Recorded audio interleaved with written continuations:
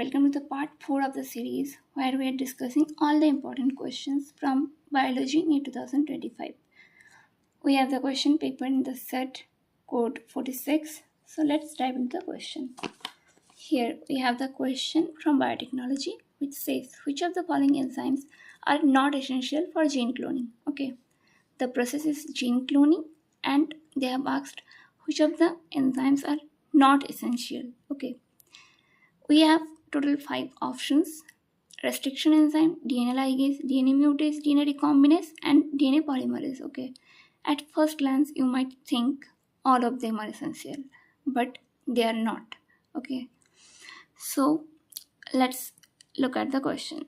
The options are restriction enzymes. We all know that in our syllabus we have read restriction enzyme, DNA ligase, and DNA polymerase.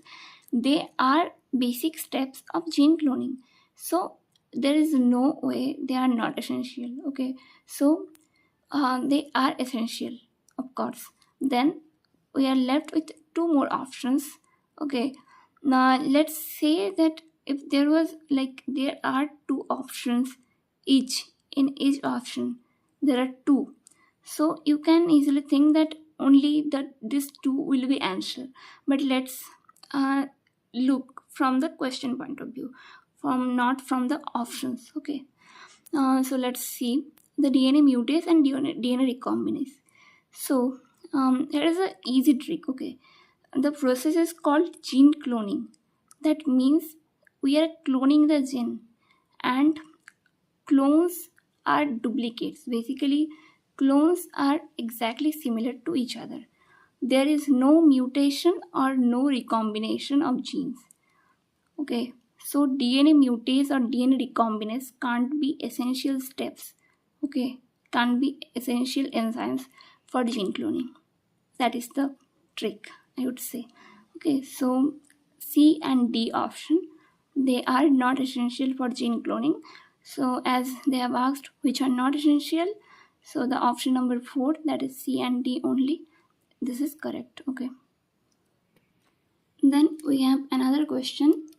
This is a controversial question of this year. Okay, so this question is based on pedigree analysis. Okay, with the help of given pedigree, find out the probability for the birth of a child having no disease and being a carrier.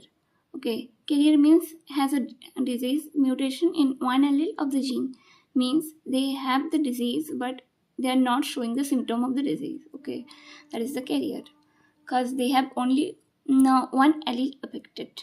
Okay, and the question says probability for the birth of a child having no disease and being a carrier. Okay, that also means that they will be a carrier but not showing the disease. Okay, in the F3 generation. So this pedigree, okay, I have drawn this over here. Okay, this is basically the same pedigree. Here we have 4 generation. Okay, F0, F1, F2 and F3. Okay, let's see. From first we will do the pedigree analysis. Okay, we will try to understand which kind of distribution pattern it shows. Okay, so basically it shows, if you look at it, okay, there is a affected female, okay, and normal male. They have 2 daughters and both of them are carriers but not showing the symptom of the disease. Okay, so in F1 generation there is no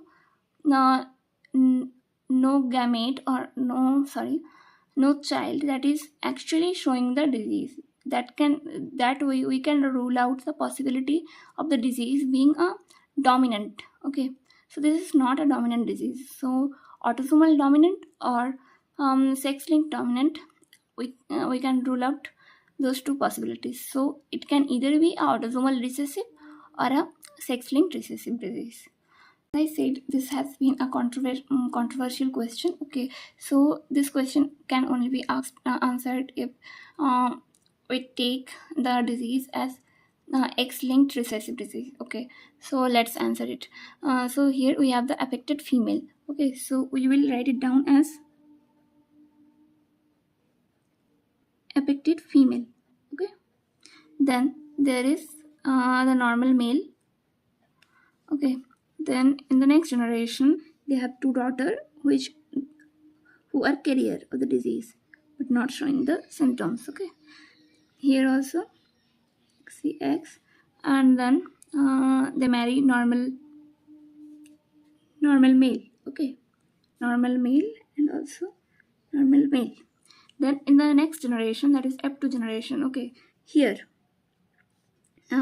this carrier female marries a normal male. Okay, so the daughters are carriers. Okay, again carrier and carrier. Here the carrier female marries a normal male. Okay, so their son is affected. Okay, so XCY, and this daughter, she is unaffected. Okay, she is normal, that means XX. Okay, so here now we have this meeting as the final, as we have to find out in F3 generation which of the child has the probability to become a carrier. Okay, carrier of the disease. So here we have XCX and XCY. Okay, so let's check. Okay,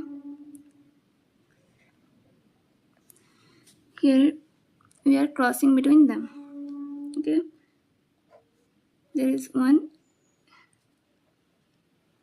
XCXX, that means affected female. Okay, then again XCY. Okay,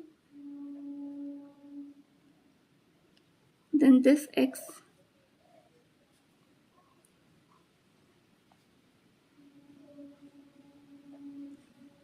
and this X with Y.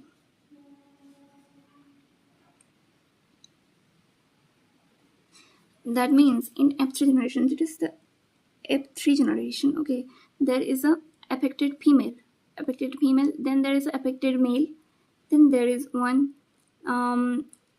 carrier female, and there is one normal male. Okay, so there is only one carrier female. The question said, find out the probability for the birth of a child having no disease. Where they have said of a child, mind it, it is very important that they haven't specifically said find the probability for the birth of a son or daughter. They have only mentioned child having no disease and being a carrier. Okay, so out of the 4 child, there is only one child who has the probability of being a carrier. Okay, so the probability is 1 by 4, which is the option. So here they have 4 option and 1 by 4 is the correct one. Next question is from Animal Kingdom. Okay, this is the questions from Animal Kingdoms are generally easy if you have memorized all the chapter, but still this kind of lengthy questions can be time consuming and also kind of tricky in the exam pressure. Okay, so let's see now the role of water vascular system in echinodermata. Okay, we have 5 options: respiration, locomotion, excretion, locomotion, capture and transport of food, digestion and respiration, digestion and excretion. Okay, so first let's look at the NCRT. Okay, we have the phylum Echinodermata, and we know that Echinodermata, they do not have an excretory system. So an excretory system is absent. Okay, and now the water vascular system, it helps in locomotion, capture and transport of food, and respiration. Okay, mind it, they help in respiration, and excretory system is absent. Okay, in Echinoderm. So if you look at the question here, it says respiration and locomotion. So yeah, the water vascular system actually does help in respiration and locomotion. Then excretion and locomotion, no, because we know it doesn't, water vascular system doesn't help in excretion. In fact, echinoderms do not have an excretory system. Okay, so it won't be an option. Then capture and transport of food. Yes, we have seen capture and transport of food is done by cardiovascular system. So this will be option. Then we have digestion and respiration. Again, digestion and respiration both are made by cardiovascular system. Then digestion and excretion. Again, I have said excretion isn't done by. They do not have an excretory system, so excretion can be ruled out. So we have total three options: A, option C, and option D. So here, if you look at the options here, we have this is A, C, and D, but we don't have all the options in one. Okay, so we will look for the best option, that is A and C. That is option number 1.